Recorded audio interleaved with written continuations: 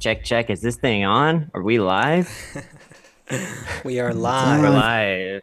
We're Yes. live. We're alive and we're alive. Um, this is the Great Transition podcast. Around me, we have Joseph and Seth, who regularly join on this channel, as well as many of the viewers who are probably here. I'm actually not looking at that. I probably should in a minute, but I'm focused on something else right now. First of all, the Great Transition. What are we doing here? We are. You know what? One second. Hey, I have some fireworks in my area. I thought we were gonna get a Oh, magic I trick. heard it. I heard it. What? No, this is a serious show, guys. all right. This is a serious show. Here's what's happening. If I asked you what's wrong in the world, say the you as the general person in the world, I'd say, tell me what's wrong with the world. I would get probably back from you a list of a million things. That's reasonable, right? You know, million. What's Sure. reasonably at least 1,000, right? A Kabbalist, he would return with one answer. So before we start the show, let's put on some glasses, and through them we'll look at what's happening in the world, because that's very important. Here on TGT, I'm gonna take those off because I can't see that. On TGT, we don't engage in all the we don't react to the news the same way that a regular person off the street would, because we have some different glasses that we put on. I mean, these are metaphorical glasses, right? We don't, no one needs to actually put them on, but the fact is, when you put them on, they should stay on, right? So here, that's what we're looking at. We're looking at the world through those. So let's start off with that. We're right now, before we even start the show, we're putting on some glasses. What are those glasses? We'll talk about it in a second. First of all, let's Okay. acknowledge one thing. No one here was asked to be born. Were you asked, Seth? Asaf, were you asked? I, True. I think I had a side in the debate, but somehow I can't remember it. No, no. You can't remember it, right? No one asked. No No. one asked me. I know for sure. And it's kind of a weird, scary thought. Like, wait a second. All of a sudden, I'm here. And actually, it's not all of a sudden, is it? Because it's kind of this accumulative thing. And after, you don't know, you wake up when you're, I don't know, 2, 3, 4. I don't know. All of a sudden, you don't consciously have this me that you're concerned about. But basically, you wake up and you're thinking, there's this me, there's this I, right? And I got to take care of it because I have all these needs. And that basically is like day one of actual suffering, when you start having to care for yourself. Before, you're just this animal, right? Mom's taking care of you, right? Mom's taking care, the environment's taking care of, right?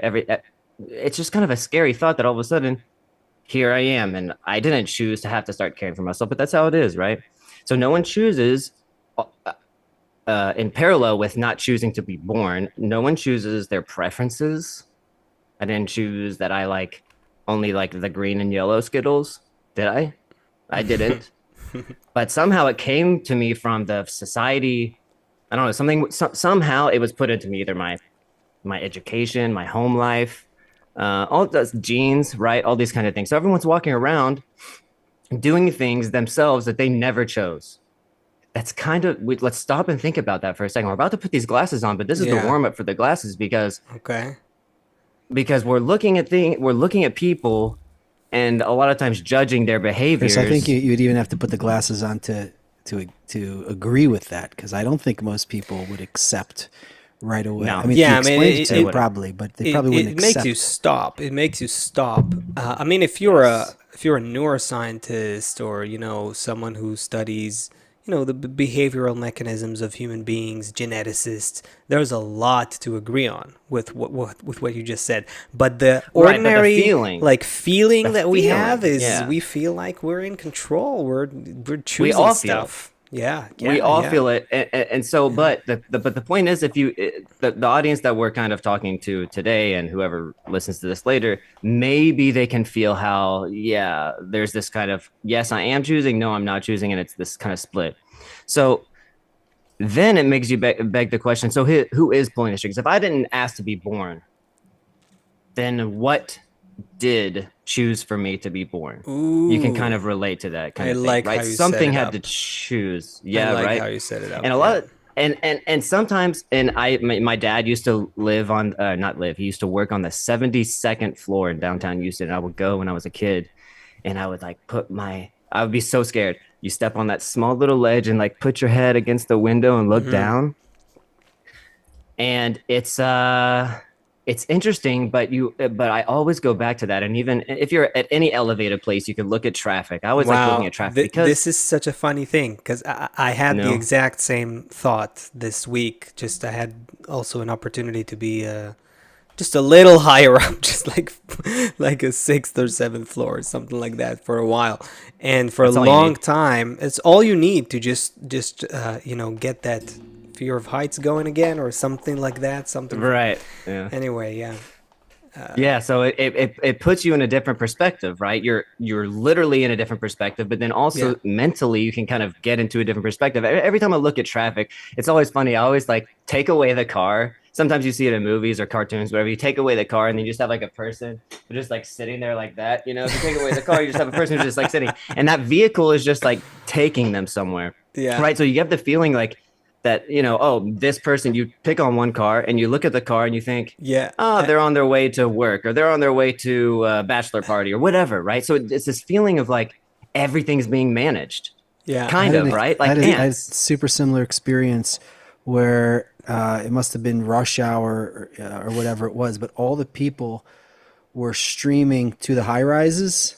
And then I just like played it out in my mind that it's almost like ants. At a certain Yeah. point, they all stream into the city and then stream up into the high rises. And then at the end of Ah, the day, they all stream back right. out. And if you could see a time lapse, you'd have Uh-huh. all these people going into all these towers and then Yeah, Yes. and back if you out. And defocus Wow. it, if you defocus the image, then it just looks like a stream of it could be like blood in anything. veins or Yes. something. Yeah. Yeah. Yeah. There's By the that way, good there's Tokyo. the There's that Tokyo. the, No, the junction. Yeah, yeah, yeah. The the Tokyo junction. thing. Yeah. Yeah. You used it The in your movie, I think, in your right. Yeah, Crossroads. I yeah. think I It's a saw it a very it's lot there. iconic. And yeah, there's the escalator thing. The escalator kind of What, phenomenon. that it can never be broken? It's always No, what's it that? just turns into stairs. Oh, I thought you were going at the Mitch Hedberg joke. No, no, The it's elevator can it's never break. Okay, go ahead, keep going. there's a movie that I used to like years ago called Kevin. I can't remember. Mallrats. That's the name of the movie. Oh, I was gonna say Uh, mall cop. Yeah. Mallrats. Anyway, so there's there's this thing with that kid is back on the escalator. There's and then I think someone there has like a philosophical kind of take on the escalator.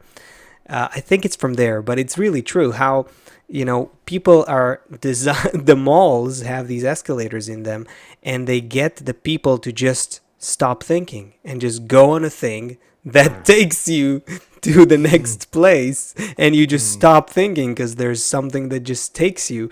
And it's when you take take a step backwards and look at it, it's really like free choice kind of trippy. There's a lot of those Scenario. examples that we can Yeah, look, the time, all the like time. look at the Yeah. world and you're just kind of like, whoa, wait a second. I've been ignoring kind of this thing that's been happening in front of me this whole time. So it is like ants. So that's that it is like ants. And ants, you never think, oh, that individual ant is deciding to go into the hole with that piece of rock or a piece of, whatever Right. he's carrying that's like 50 times bigger than he is.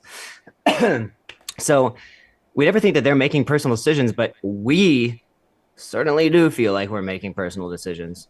So what, our decisions created this like messed up world that we always talk about here and that we're going to talk about today, our messed up decisions. Now this is kind of where I want to bring all the audience, because you probably got here thinking you decided to come here, and I want to get you closer to putting on the glasses where you start seeing, wait a second, it's not me, right? So we're not there yet. We're about to get there. So let's take an example. Okay, so what? I'm going to blame the president of the United States. I'm going to blame some CEO for dumping toxic chemicals in the Atlantic or whatever and not tell anyone about it. Like that's what I'm going to blame, and that's the problem that I need to go try to figure out how to fix.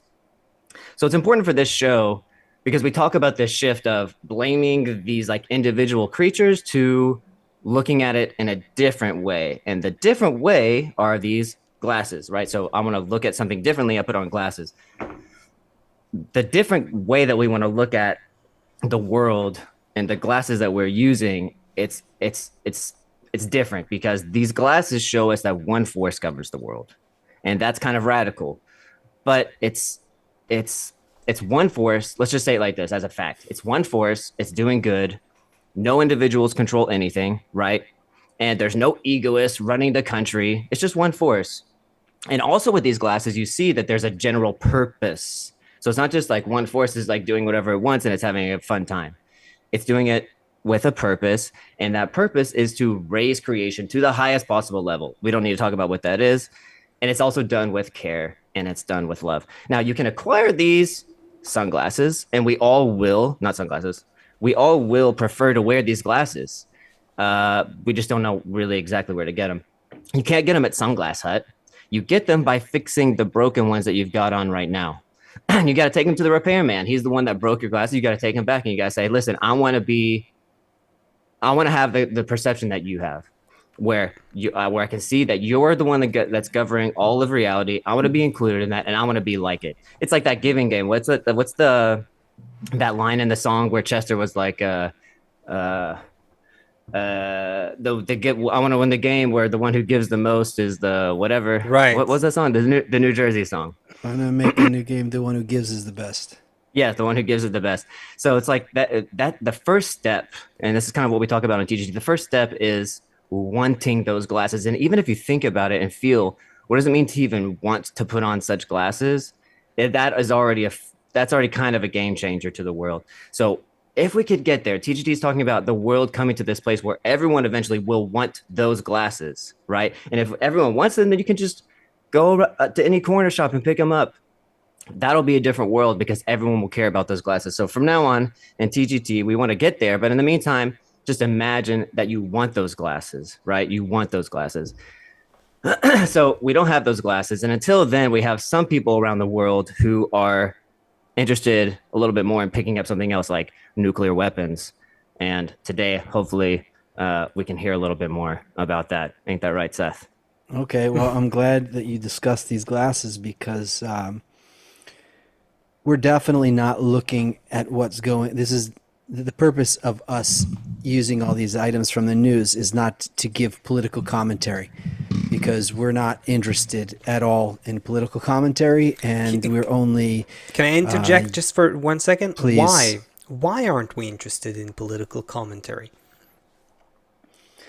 I agree with you, but let's make it clear to our audience. Yeah. Okay. It's because of a very particular perception of reality and management of reality that the Kabbalist begins to perceive.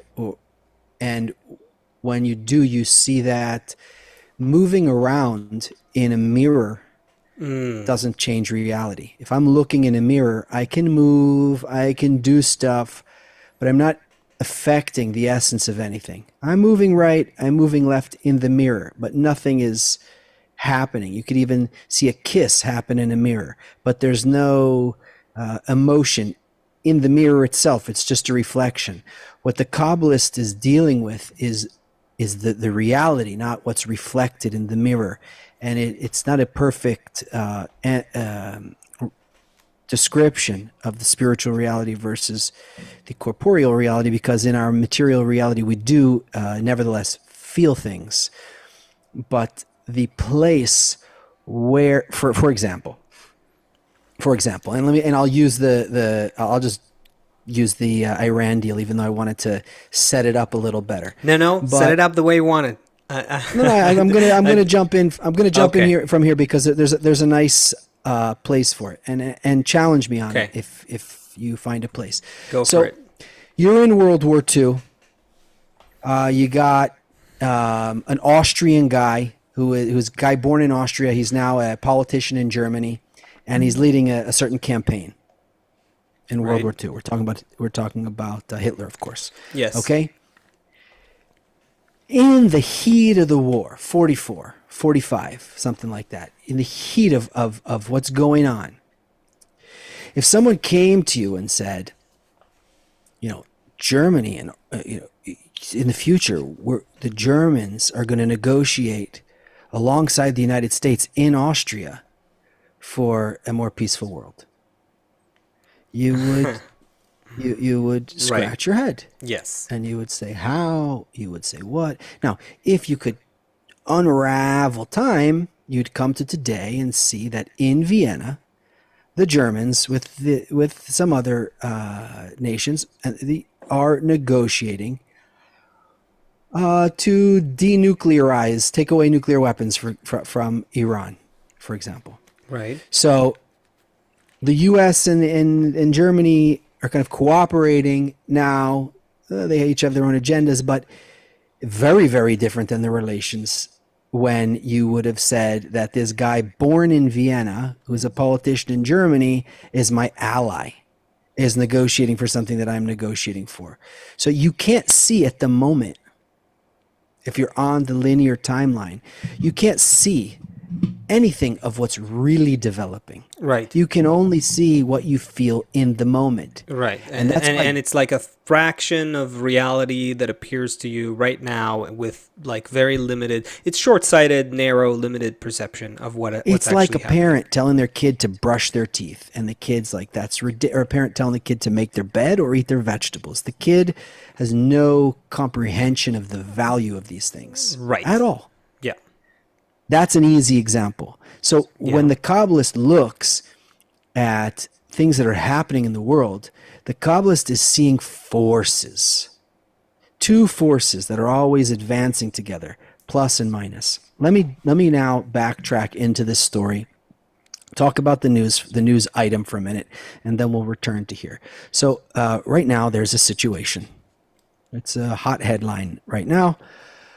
There's a deal that's being worked on around nuclear weapons with Iran. So Yes. when Obama was the president, a deal was made.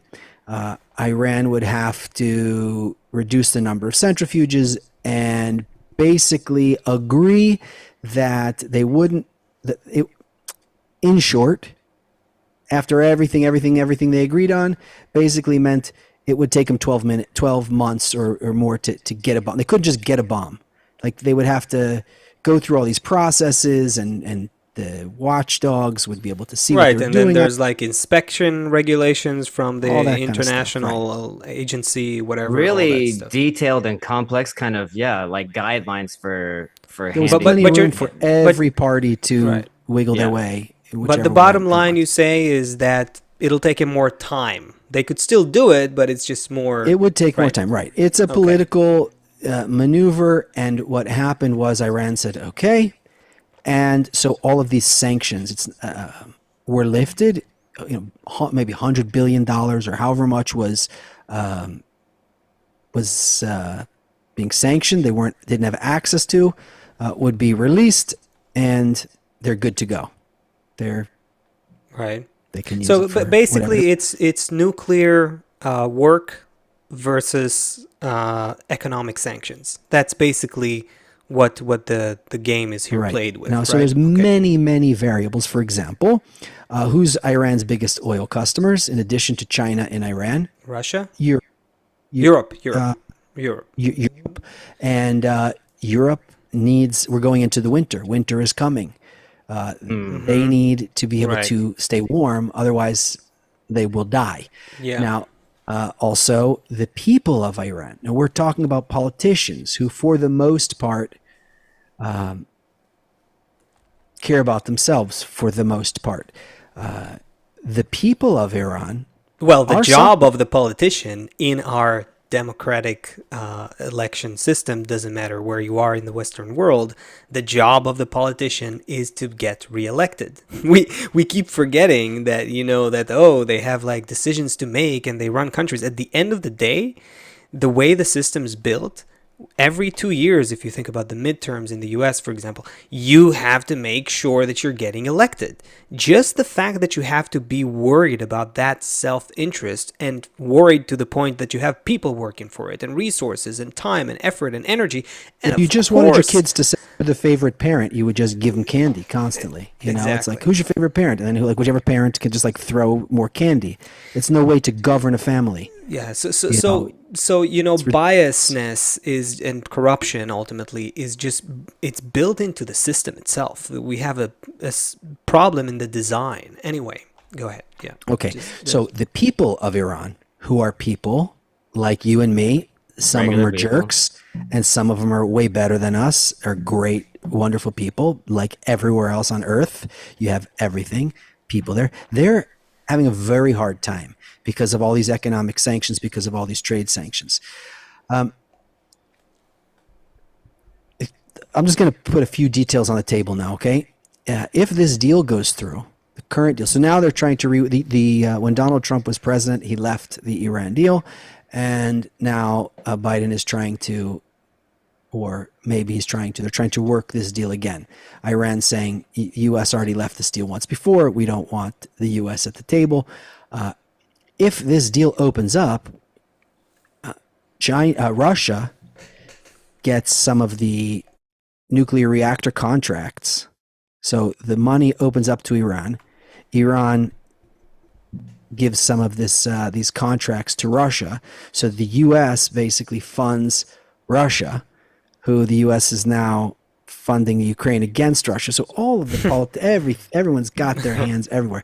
Here's the thing, Russia. Even if you want to hate someone, you can't, because you still got to work with them. Everything is the way the world has become totally tied up with each other. Iran, as a nation, is very in leadership, super cautious, very clever. They don't want an actual nuclear war. They don't want Israel or the United States to drop a nuke on them. They definitely don't want that. It would be very costly, and structurally for their cities and any kind of life after that would be horrible in the whole region. But they're excellent at using political capital, at just constantly prodding, constantly poking, in order to be a serious player. Like if you only have, if you're, a splinter, if you're a tiny piece of wood, if you just go into someone's finger, you rule his day. You don't need to be the strongest one. You just need to have one thing in the right place, and then you have capital. So that's, I think, what's going on with Iran here. I don't think they actually want a nuclear war.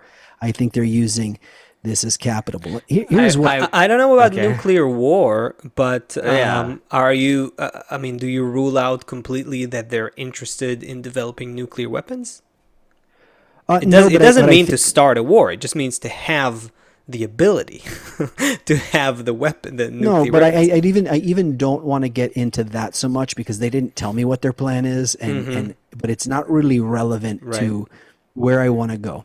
Well, but it is relevant, because when people are looking around the world, I thought about this example earlier. It's like you have that crazy guy in class, right? There's like the crazy guy in school, it's like, oh, that guy, he's like he has like crazy hair, or he does something weird things. He's always kind of like a little bit like bully-ish, right? And then he goes up to the teacher's desk, right? He's like walking up to the desk, and he grabs the scissors, like, hey, teacher, I need those scissors. And then everyone in the class is like, what's he gonna do with I hope he doesn't like try to stab me on the way back up. It's like a global threat spreads in the classroom. it doesn't feel comfortable. Let's just say it like that. Yeah. But No, okay, I mean, maybe that's not the direction you're going. no, but I agree. We need to at least put it on the table for a second, because there is something that it does in the global atmosphere. I mean, the U.S. has nukes. We know that, right? Why isn't the world shivering to death? Really, really scared every second. And there's a couple of other countries. Why? There's some sort Because we have of something to lose. The U.S. has something to lose. I guess, I don't know. I mean, there is some sort of a I'm exaggerating maybe, but convenience at the thought that, okay, it's the U.S. They're busy doing other things. There's kind of a fear. when it comes to other countries, Iran is probably an example. I guess, I don't know, maybe because we know them less, we know the regime less. It's a different kind of. It's not exactly a democracy the way we're used to in the West. There's reasons, but this does something. The idea of, and put, you see, I'm not going into Israel, Iran, that kind of a relationship, but I'm just saying in the global classroom, right? In the global atmosphere, it does something. It does something. You're right, but what I want to bring up Yeah. is that can somebody here, maybe one of the people who's listening to the show, or maybe you guys, can you tell me which countries are spending billions for everyone to get along, and which country is advertising how much they're negotiating about having good relations with each other, and which country is spending billions of dollars on playgrounds and good schools and healthy food for everyone, and which damn countries are spending billions and billions of dollars year after year on more weapons, more fighting, more talking about who's got more weapons, more crap?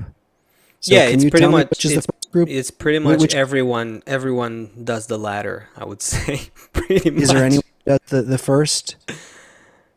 Is there What's any that? What's country? that one super small country that people are even questioning whether it should exist? Costa Rica? Liechtenstein or something? No, it's like super small. Costa Rica has some interesting Leistenberg? policies. I don't know. Anyways, I'm just trying to throw a stick in the wheel. Okay. Okay, The keep going. role of the Kabbalist, Bala Sulam, who we received our method from, is very, very clear. There's no such thing as destroying evil in the world. And why did I bring up before the idea that Germany now is negotiating to with on the U.S.'s side, more or less, in Vienna, where Hitler's from? Because you can't eradicate. No evil, quote unquote, is going to be eradicated. The only thing that's going to happen is a transformation, and the only thing that we can do, like Chris said before, it turns out we're all in one system. The only thing we can do in our perception is speed up the process of balancing these forces by adding more good, so much good to the system. The evil, quote unquote, of the people who want to come and nuke or kill or whatever exists in the system so that on the side of good, and not from some NGO, or maybe in the future, not now for sure, not by some nation state today, but that the force of good from common people can become so. Everyone ever driven down the street and you look to the side at somebody else in another car and they look back, somehow they feel that you're looking at them? That's a tiny power. The kind of power that exists between all of us in this network that connects us all, that's moving towards the next development of humanity. If all of that good balances, at least balances, and then is a little bit more than the force of destruction in the world, then all of these things come into balance quickly and comfortably, and we're able to emerge like a caterpillar into a butterfly. We're able to move through the next process. You could wait, for example, 80 years after Hitler goes away, and then Germany rebuilds itself, and then the US and Germany become friends. That took 80 years, and we still have a crap world full of tons of problems. Tons of problems. I mean, just look at terrorism. You have these terrorist units and like anti-terror, whatever. You can't SWAT out terrorism. Right. You can't, just like you're saying, yeah, you can't SWAT out the evil. You can't put it away, right? We're not naive, and we're also not giving the entire wisdom of Kabbalah in a 1 hour show. So you also have to live in this world. We're not talking about that part. Everybody has to live in this world, whether you're a Buddhist, a Kabbalist, and anybody. We live in bodies in this world. We're talking about developing a spiritual perception and where we go from there with what is happening on the world stage. I want to add something, like another aspect of this, for those who might be, still having a hard time connecting, linking, interpreting, actually is a better word, deciphering, interpreting what is happening in the world through that Chris glasses, right? Um, I mean, through the wisdom of Kabbalah, like, why is this happening now? Why are we seeing this, I guess, arms race, nuclear arms race, more or less evident, covertly, overtly, we're not sure exactly, but the threat is what everyone is really revolving around. That's what we're really talking about. We're talking about the threat. Because there is a threat, that's why it is so that's why it makes the news. That's why it's interesting. That's why there's a lot at stake, right? And I think it's not for no reason, and it has a lot to do with the trajectory of human evolution. The fact that we are now seeing this whole debate for years already with the Iran nuclear deal. Yes, no, is it happening? Where is it going?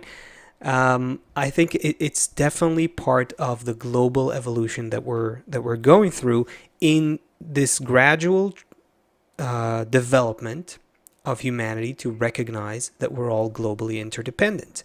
There's some, I remember this even from university, there's some political scientists that say that there's a doctrine called, in political science, MAD, mutually assured destruction. And basically what it means is that if there's a country and two countries, let's say, and both of them know that they can eradicate each other, and even if one attacks with a nuclear weapon and the other one knows that it also has a nuclear weapon and it can have like a second possibility to attack, to retaliate, then both of these countries understand that they are in a state of mutually assured destruction. Meaning, I can wipe you off the map and so can you do the same to me. And that actually is an interesting precondition for peace, according to this doctrine. Why? Because there's a recognition of interdependence. And that's why I think it's very interesting that we're seeing the threat level rise to the point that everyone begins to see that every country, almost gradually, that's where we're coming to. The world becomes this fragile, global, interdependent a place, and every country's move could be like how do you say it again? An elephant in a china store? Does that A bull in a china closet. whatever, and that whole process of growing interdependence is human evolution according to Kabbalah. That's basically what is happening. So if you think about a pack of wolves, right? Like so when they sense danger, they cuddle together. They come together. Now, when we were ancient humans, 100,000 years ago, we were pretty much the same. Now we're more individualistic, egoistic, conscious individuals, and we're getting back to that sense that we can actually that we're all sensing danger. But the danger this time is from each other. It's the weirdest thing. It's like the same, It's but the it's the weirdest opposite. thing. It's like, oh, if I can't do anything bad to you because you'll do something bad to me, that's interdependence. And the opposite of that is I can't do anything bad to you because I only want to do good. It's like it's the same chain, but the motivation for not doing bad is different. In this world, it's because you can kill me and that's bad for me. And in the elevated perception, it's because I want to do good to you. I don't want to do bad. I want to do good. I mean, I don't want. I don't know. I don't want to take too long on this because I think Seth is eager to go to something else here. But right. We're only seeing the surface of what's happening. Again, back to your glasses. Back to what we talked about in the how you opened the show today. All that we're seeing that's happening in the world is just surface level outcomes. Or like Seth said, you're looking at a mirror, right? And you're not actually moving anything in the mirror. The mirror is a reflection of some other deeper cause, which is you posing and actually moving, right? So in the same way, all of those changes that are happening in the world, oh, Iran might get nukes. This is a threat, right? And this is threatening just just Israel, just countries in the Middle East. Oh no, wait a second, that's a global threat, because that's not, if something nuclear is going to happen, that's going to influence the world, in so many ways, and the behind the surface, there's deep wiring between all the countries and all the Yeah, people the answer, and all all the the events. answers we're looking for are specifically in each problem that presents itself. And that's why Yeah. it's so exciting to be on the path of Kabbalah, because every day, each thing that reveals itself is the system actually revealing itself more. And Chris, we'll finish with this and then we move to the next item. But Dee Hall asked a question. She said, the sages say there's no such thing as evil. Is it true? Right. So now imagine that everything that happens in the world is the system revealing itself exactly as it needs to for you. Because in order to reach our good future, the purpose of creation, which is to fill the creature, everyone, with endless delight, two things have to happen. First of all, you need to be filled with endless delight. That's one part of it. The second thing is to yearn for it, to want it, because the more you, the one who receives, wants the filling, right? For example, I can give you. Imagine you just finished having sex, smoking a cigarette, eating dinner, drinking a bottle of wine, and I come to you with a sandwich. You're like, not really interested. But imagine if you're starving in the desert, and you really wanted a sandwich. So it's Right. not just the pleasure. The pleasure can exist, but if I don't yearn for the pleasure, then it doesn't, right? The sandwich can exist when I'm full or when I'm hungry. If I want it, then I can enjoy it. So the one thing is just to create the pleasure. The second thing is that the creature would want it. What would make the creature want it? What is the proverbial being in the desert and wanting the sandwich? The Iran situation, the climate situation, the COVID situation, each one of these things wakes us up out of our oblivion and says, oh, I want a good life. Oh, I want there to be peace. Oh, I'm willing to change myself in order for there to be something good.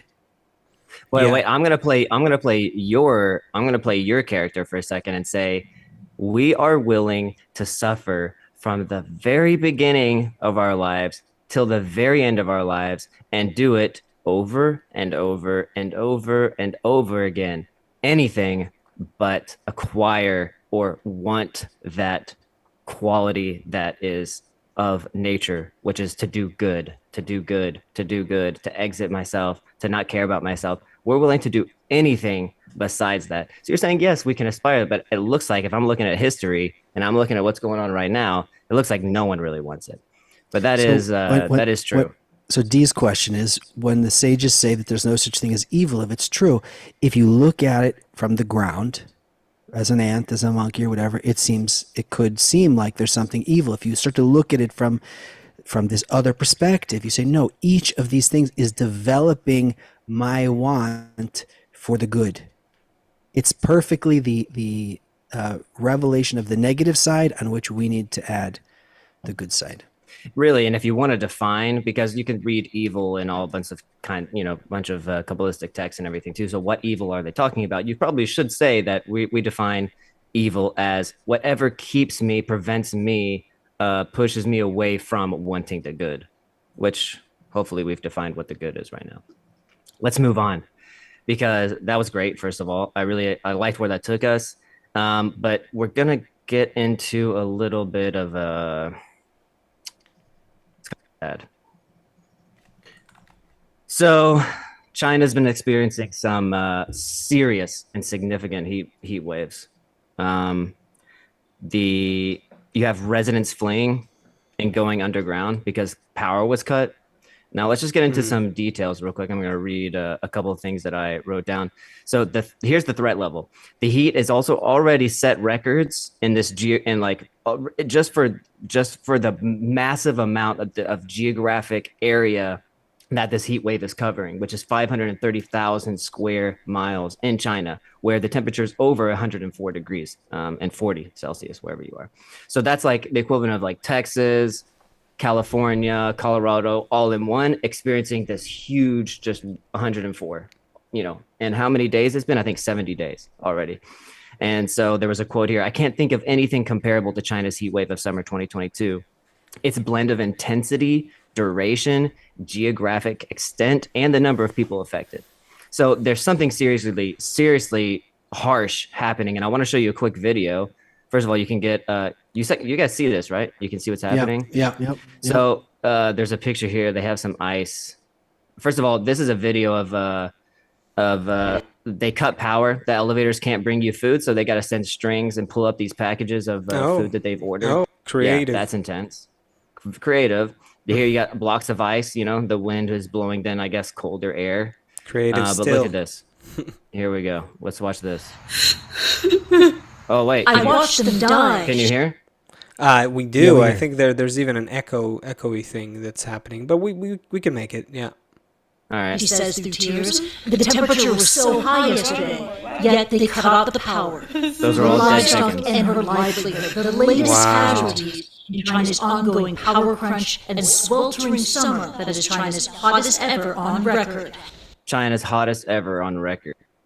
So you have a lot of destruction. A lot of people are just going underground. They even did that in Australia. I think there's some people who live in Australia who just decided to live underground just because it's cooler, basically. So that's China, and So it's not kind of China. like- It's not. What? It's not just China. That's that. No, my take. right. If you ask me, it's the whole climate problem is not a local problem. Clearly, it's not a local problem. The fact that it's the surface seeing only the surface picture kind of thing. We see one incident in one place, and it's in China. To remind you, the global pandemic started in China also. You know what I mean? to give you the thought of, at least it's not me. A good thing it's not me over there, right? For Yeah, everyone to exactly. feel I that mean, that's the how they think. immediate thing that we feel when we read these headlines is like, oh, it's over there, Right, But, right, it's over there. But it's totally not over there. That's I would say that we will gradually see how all these climate issues are like a global wave enveloping the globe. And we will see this, I think, both directly and indirectly. Directly Here's another yeah, thing. go ahead. I mentioned before when I was in a fit of calm rage, like how many nations are working on peace? How many nations are spending billions of dollars not on people flying on private jets and meeting in hotels in where do they meet? I don't know, some beautiful place to talk about our peace. No, people actually on the ground, real people being educated, working about it, learning about it. None, right? We understood none. So here's another thing. If we looked at planet Earth, at one time it was ice, then it was hot, then it was fire. It's obvious that the climate will change on Earth. Now, true. Maybe we had something to do with it. Maybe we don't. There's a lot of different science on it. Let's say we do, we don't. Let's just say the climate on Earth changes. Yeah. Let's say anyway, that's what happens. So why don't there's plenty of other places to live. There's plenty of water. There's plenty of food. Why What do don't you we mean by help other each other? places? Other planets? I don't understand. No, do you mean? somewhere on Earth. And if you can't, then there's plenty of fuel. There's plenty of electricity. There's plenty of everything that's needed. The problem here again is the lack of putting the resources in the right place. This is nature presenting something, which on the other side, if we added our cooperation, if we added our willingness to help others, if we added, where did all those trillions of dollars that the U.S. printed go? Well, we know a bunch of them went to the Ukraine for weapons, right? We know the U.S. left a couple $1 billion of weapons in Afghanistan when we pulled out. We know lots is going into bombs and stuff. Where is the resources going into to opposite these troubles? Well, let me keep going then. 1 second before you keep going. I have more because because it's not just heat waves. It is also Seth, did you even know that in June, New York Mountain received snow? I did not know. I did not know. You did not know this guy's recording June 18th, Whiteface Mountain. It's snowing up there. I don't know if that's normal, but he's acting like it's not. So Farmer's Almanac obviously has been making predictions since the 1800s for the United States, and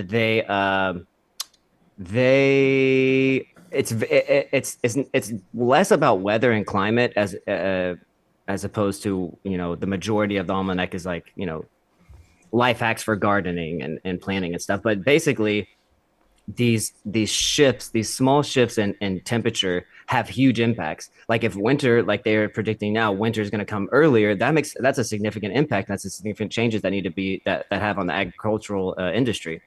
And so it's weird how on one side of the earth it's like, one way, on the other side's another extreme. And here's what I wanted to finish with before we really like get to the bottom of it, start throwing out, things that we want to say. This is very interesting. Now, some of the viewers probably saw this because Google was just like dying for me to read this. So I did. Hidden hunger stones reveal drought warnings from the past. So these are actual stones in a riverbed and on the sides of rivers, right? So if the river reaches a certain level and it goes below a certain level, these images and words or whatever carvings are revealed. And here it says, it expressed that drought had brought a bad harvest, lack of food, high prices, and hunger for poor people. So it happened before 1900, 1417, 1616, 1700s, 1800s, and 19. So for a few hundred years, these things have kind of been happening. I mean, it's like what and one of the sayings on these rocks says, "If you see me, start crying," or something like that. Right? Yeah, be weary. Yeah, exactly. So it's like, oh, Right. well, we're like hundreds of years after them, but we're also, so it's like we're the same, but we're not the same. It's like, okay, so there's some kind of process that every human has been going through. So what's the end goal, kind of? If we all if we all want to avoid suffering, what's the end goal? Why is nature doing it? That's kind of the question it makes you think of when you see that. Oh wow, we're next in line. We're going to be the next year that we were going to write on this stone. A little bit unsettling, I'd say. To me, it kind of connects to just some very little kind of feeling on a personal level to something like very global. I mean, the whole climate problem. Do you agree that it makes us kind of feel powerless? You know what I mean? Like, Yes. It's like, what can we do? But what can we do? It's like, okay, so there's this, we're telling people now about this heat wave in China, but what can we do? What do we do?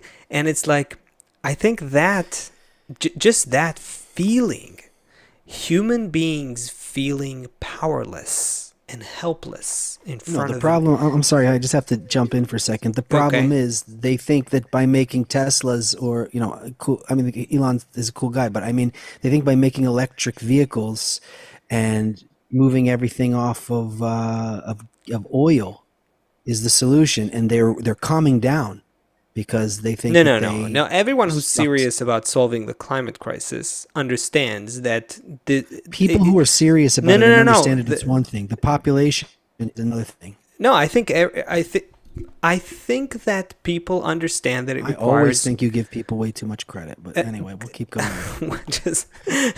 Let me just explain myself. I want to live in the world that you perceive. Is it clear or not that the climate problem requires global cooperation? Yeah. Seth? Yes.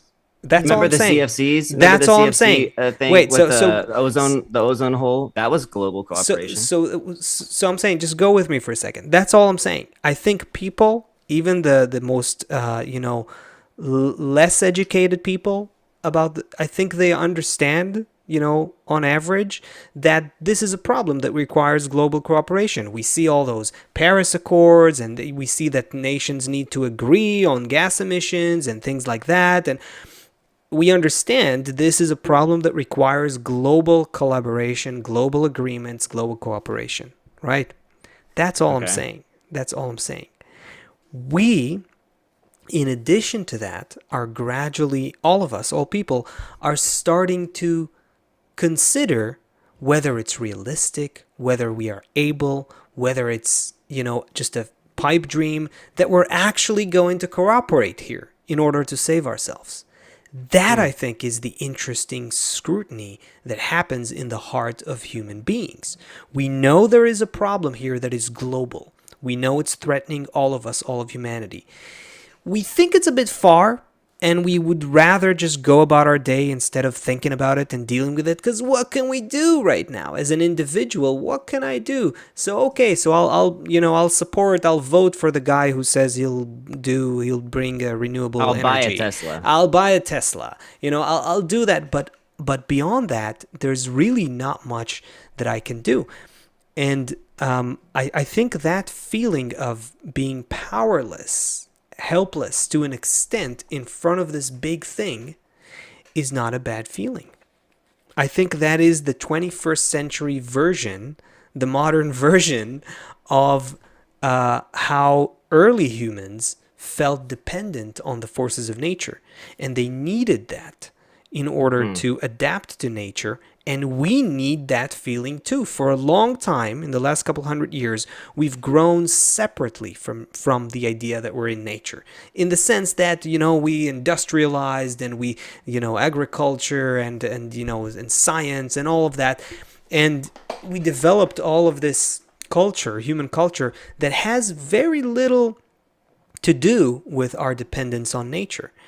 And now we're kind of being forced to adapt to it. A couple in the last week, I spent some time with the family, with the kids, in a few places.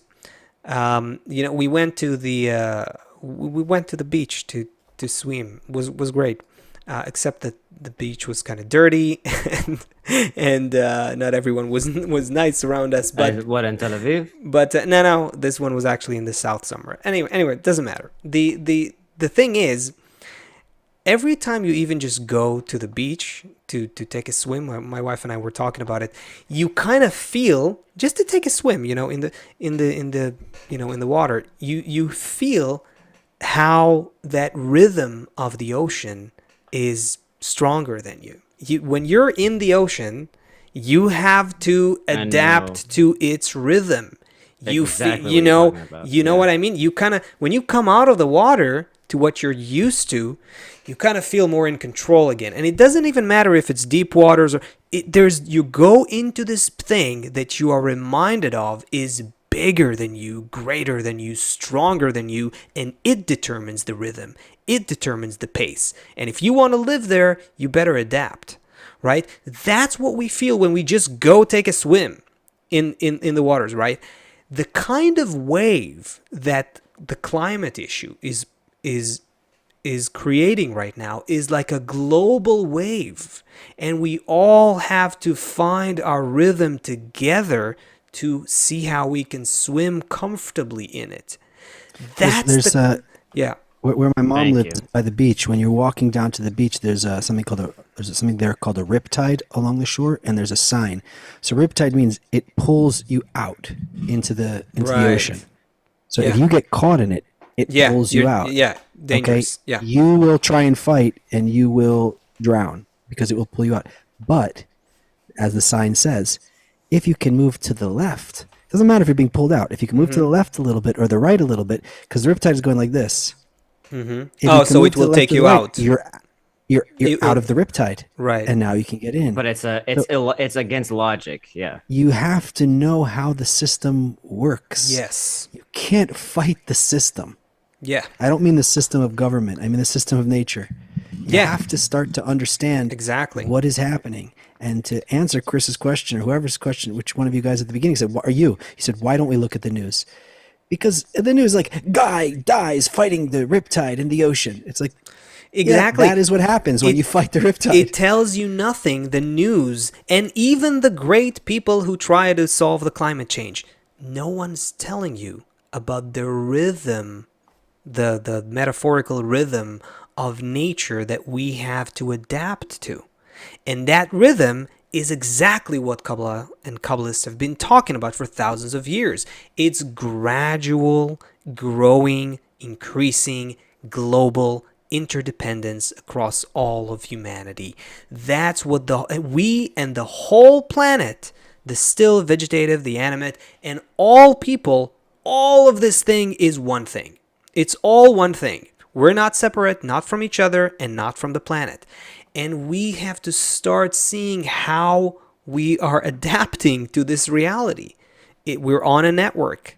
We think we're individually free, like thinking about those ants again from the beginning, where from Chris's intro in the beginning. We think we're these like, we can do whatever we want. Let's just, what are we finding? Oh, what a surprise, if you dump crap into the ocean, it comes back to you in the form of microplastics or something.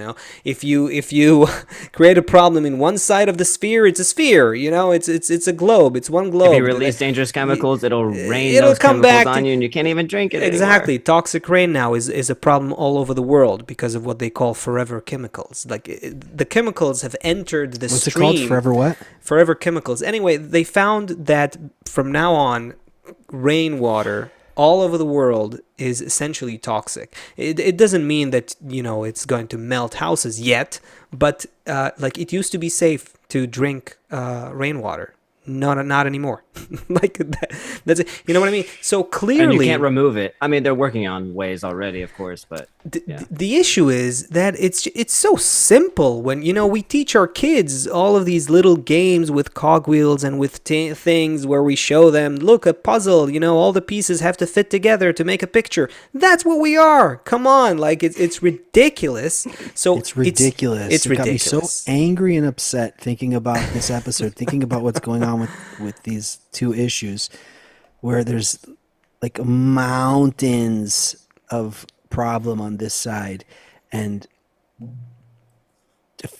barely. No, it goes to also say that we don't need quantity at first to, like how many you have you have 1,000 sheep, like they'll trample you, but you have one shepherd, he can lead 1,000 sheep and no one's getting trampled.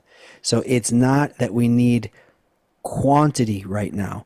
What we need is all of those, because nature knows there's a system, like we said, those who are becoming awake to this, to focus on it. We need all of that quality more and more and more until it enters into the collective consciousness more and then more and more people will. Just thinking about it, just thinking that I might want that kind of reality. Possibly that's the way that I want the world to. Just thinking about it and wanting it is already participation. Ignoring it, we know what that does. But thinking about it a little bit more, maybe that causes other people to think about it a little bit more and causes your neighbor. It's a simple equation. It really is simple. Nature, the planet, I'm just trying to make it as down to earth as possible. The planet is forcing us to recognize we have to treat it globally. We have to act towards the climate crisis that we are in. Nature's not in crisis, by the way. Nature's just doing its thing, balancing the system. We feel it as a crisis. If we want to deal with that, we have to study nature's laws, abide by them, and do it as a global society. That's it. Simple as that. Globally means, basically, for some reason it just came to me, globally basically means no differences, right? Doesn't that kind of translate it? There's no differences. It's global. What's here is over there, or there's no borders, maybe, or that unity, global cooperation, even to make it really simple, is just more important than our individual pursuits.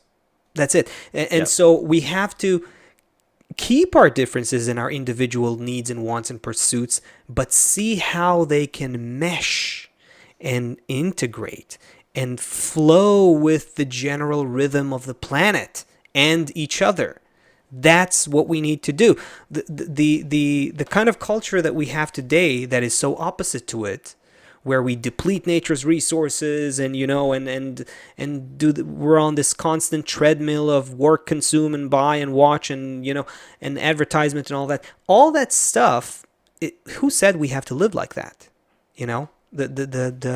This is just how we've been living in a very extreme way for the last 100 years, maybe. That's it.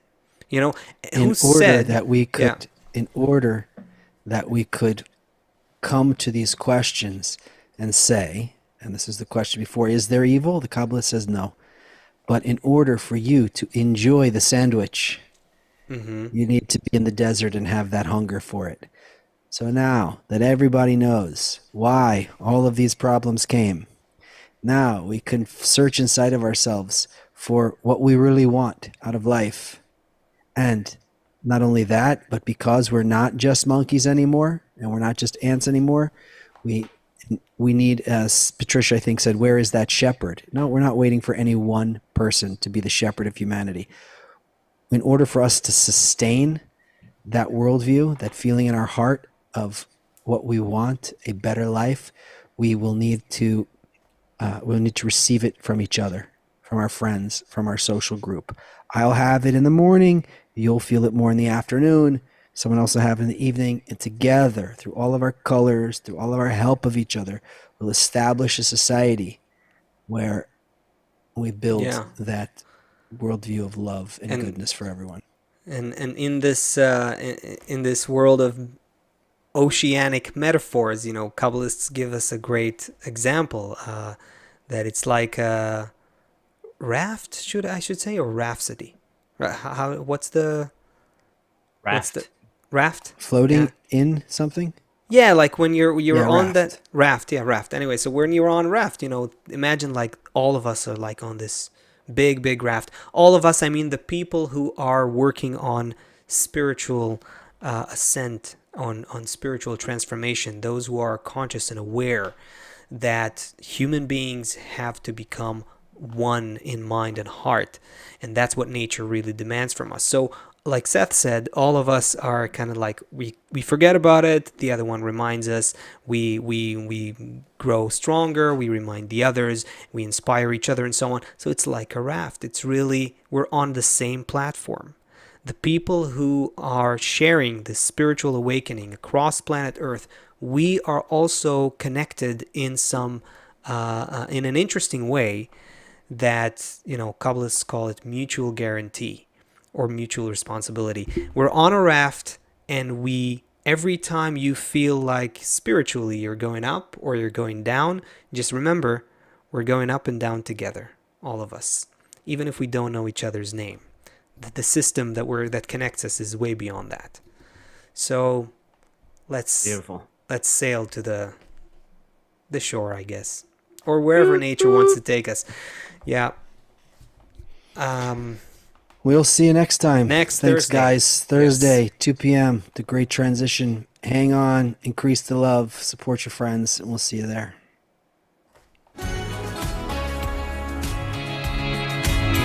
Beyond the border, there's a song that plays, and in our hands we have a choice that waits. Together rising high above these lies, and see the world through your eyes. In every moment there's a chance to see another vision of what